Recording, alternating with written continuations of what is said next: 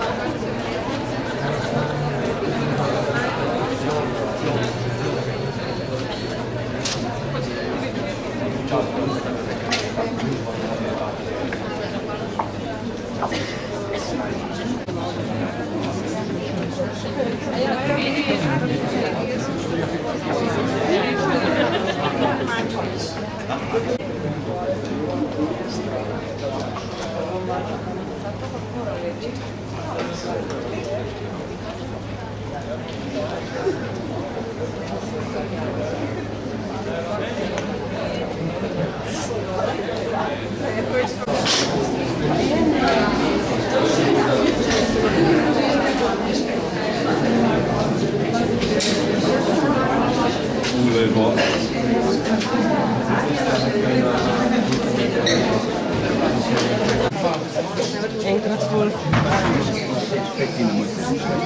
Ne, skoro spokno.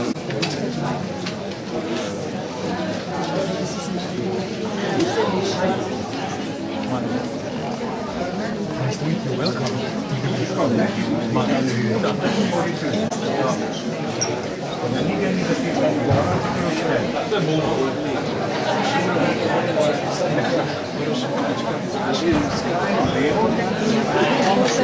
Vini, da se kaj malo.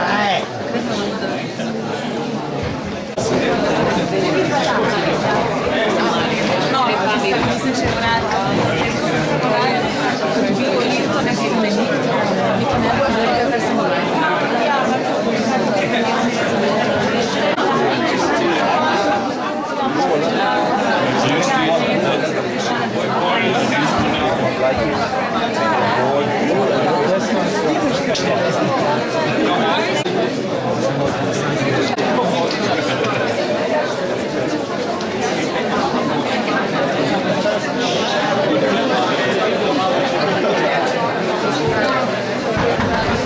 Trije, lahko greste še malo.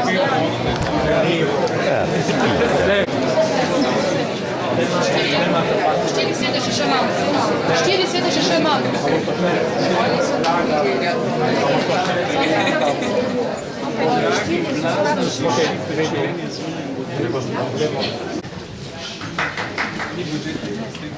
Spoštovana gospa ministrica za kulturno prenovo, spoštovane gospe in spoštovani gospodje. V imenu Slovenskega mladinskega gledališča in gledališča Glej vas prav lepo pozdravljam na otvoritveni dan našega 6. gledališkega festivala Prelet. Do četrtka prihodnji teden si boste v okviru našega festivala lahko gledali 16 predstav in se družili v klubu našega gledališča ali v gledališču Glej na Gregorčičevi. Zahvaljujem se vsem umetnicam in umetnikom, ki bodo nastopili na 6. preletu in zagnani skupini iz obeh gledališč, ki je pripravila ta festival. Prav za nocojšnji večer sta na poseben performans z naslovom Ko slišim besedo igralec, se primem za denarnico, pripravila Marko Bulc in Matej. Zvonimir Dobrovič, direktor Zagrebškega festivala Perforacije, s katerim sodelujemo, pa je za današnji večer izbral performans Željka Zorice Kroatiš Sloveniše Fronča Patria, ki si ga boste ogledali tako, da vas bomo kasneje povabili na ta oder. In druženje se bo nadaljevalo v klubu našega gledališča ali pa, če bo lepo vreme, pred našim gledališčem. Veliko veselje mi je, da je z nami danes tudi ministrica za kulturno prenovo, gospa Cvetka Kopitar, ki jo prosim za uvodne besede od začetku našega 6. preleta. Hvala lepa.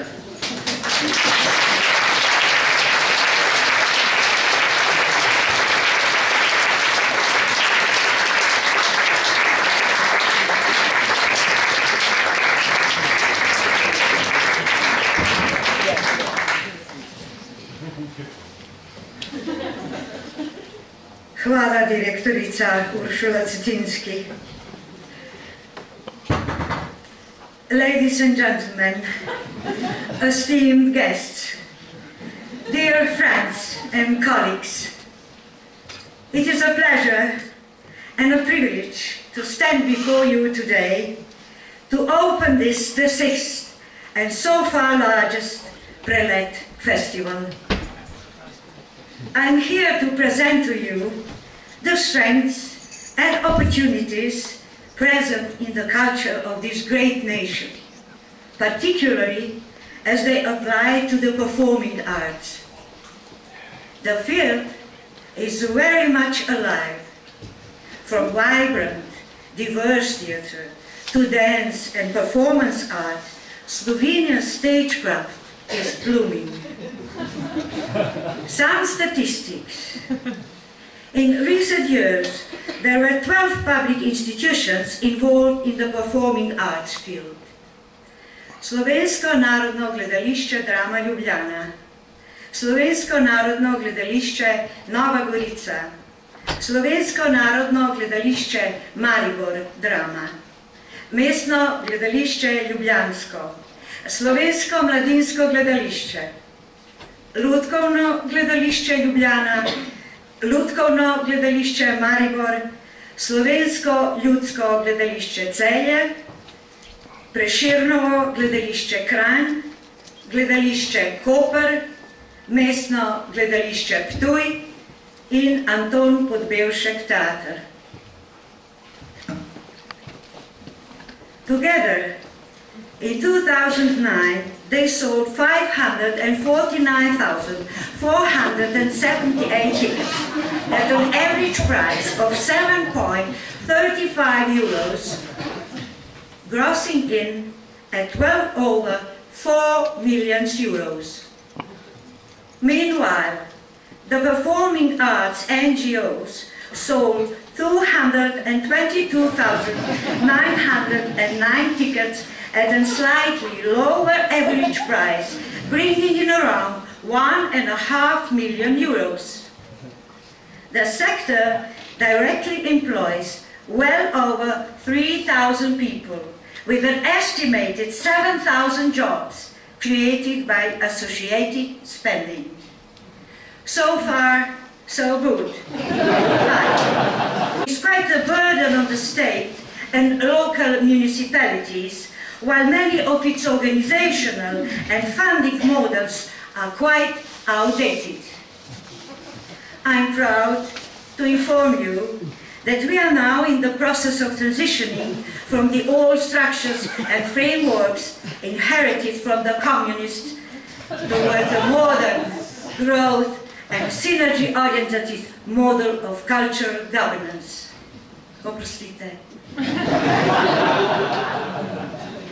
I'm also honored to have the opportunity, as a long-time practitioner of the arts, to oversee this transition. But let us begin by listing those aspects of our industry that offer the greatest benefit to our plans.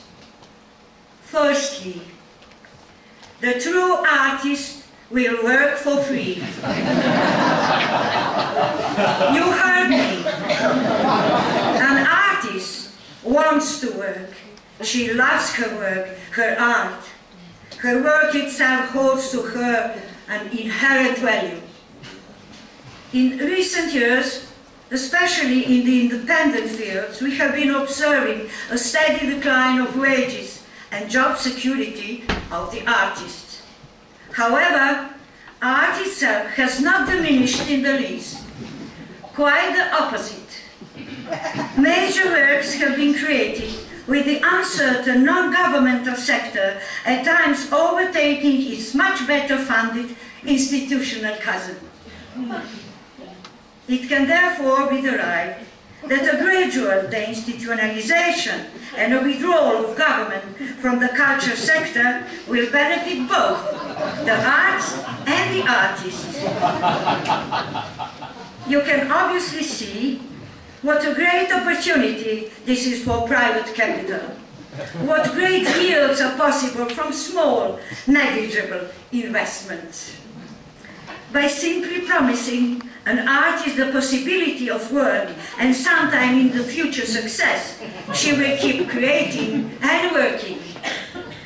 We will, of course, still need to support some of the non-artistic cadre, the managers and technicians, the custodial staff, as well as the PR and marketing people will, of course, need to be paid.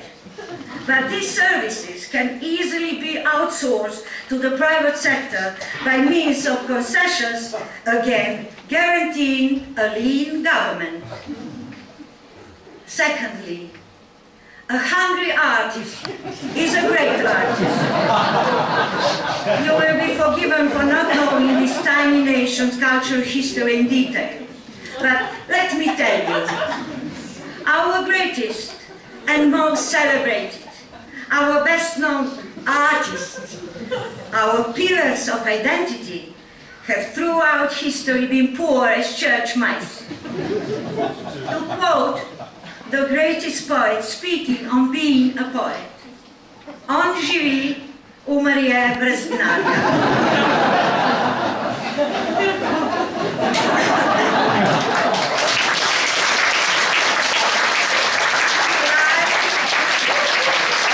And dies penniless. Again, this clearly shows that an unsubsidized, competitive environment is the best breeding ground for groundbreaking art. Thirdly, lack of identity enables us to penetrate the world's market. Slovenia is a young country, a small one, and one lacking great national needs as compared, for example, Germany or France. This is a two-sided coin. On one hand, it makes for too small a market at home for cultural products to sell and survive on their own. On the other hand, it means that especially the younger generations are already well versed and immersed into the Western cultural trends and productions. My younger colleagues recognize American and European landmarks and historic characters better than they do our own. Their music and movie tastes are foreign. This means we are very employable worldwide and we can identify with any of the greater cultures. Most of my compatriots can speak at least one world language fluently. Therefore, with a small shift in target audiences, artists here must begin producing words for foreign markets. Locally, residents will still be residents will still be satisfied by the existing global products with a chance of some of our own exported products making their way home back with the appeal of foreign brands. In this spirit, I call to all, come, buy our art and cheap, good, and willing.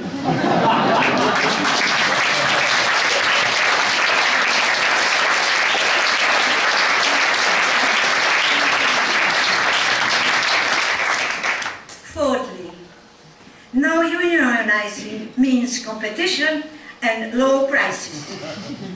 Having thrown out the change of oppressive communism, the Slovene is suspicious of any attempts to equalize, nationalize, or unionize. This is even more true of the sensitive artists, most of whom are therefore single, solitary units willing to compromise and undercut their competition. Apart from some of those employed in the public sector, this data is staggering.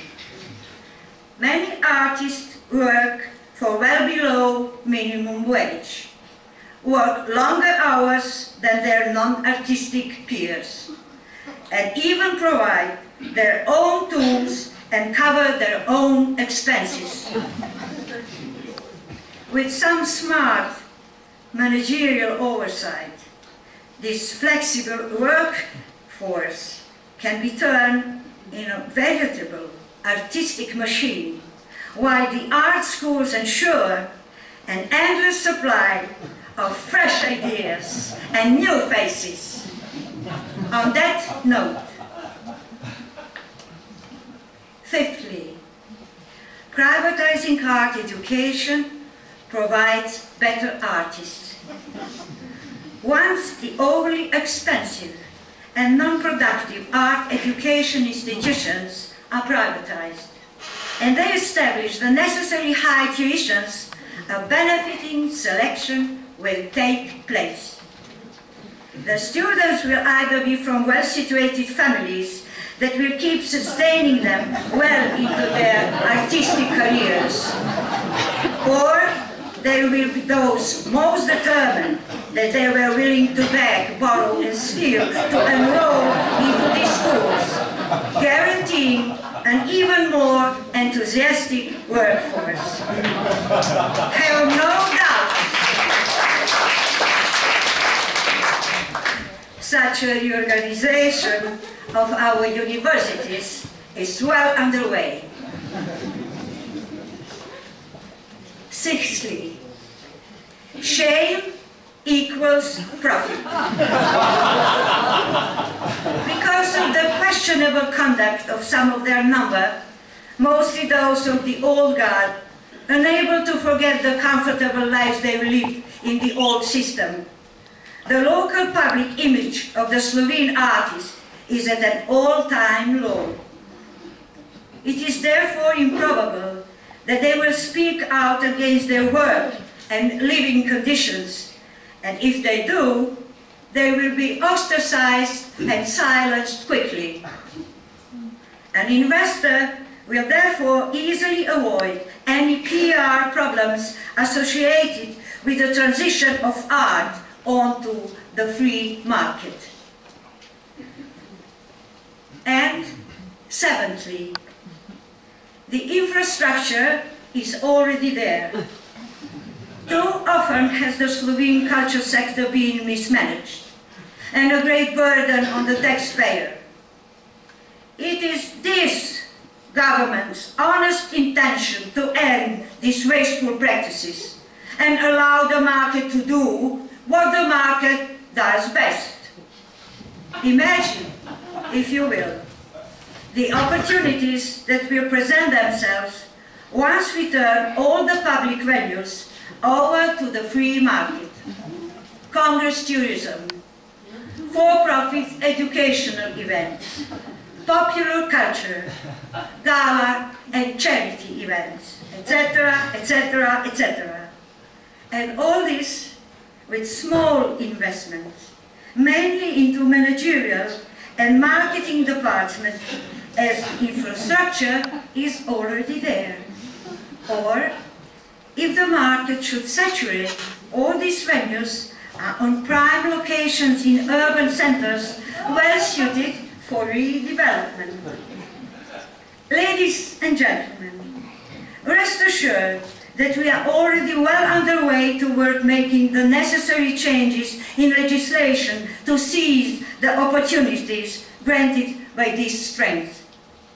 We are determined to make Slovenian culture one of the leading products and/or services of Slovenia's future. To sum up,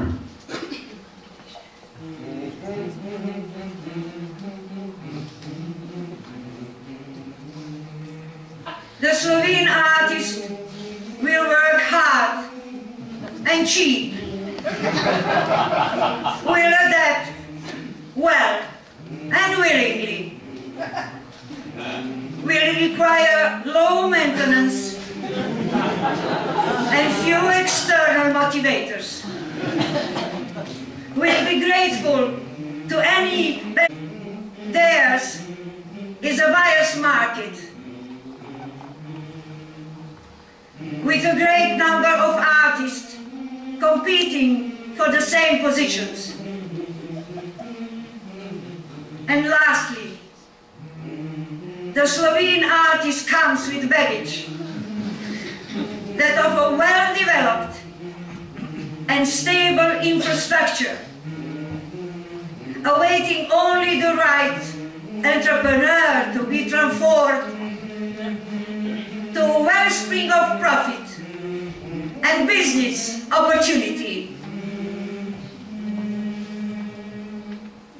Hvala.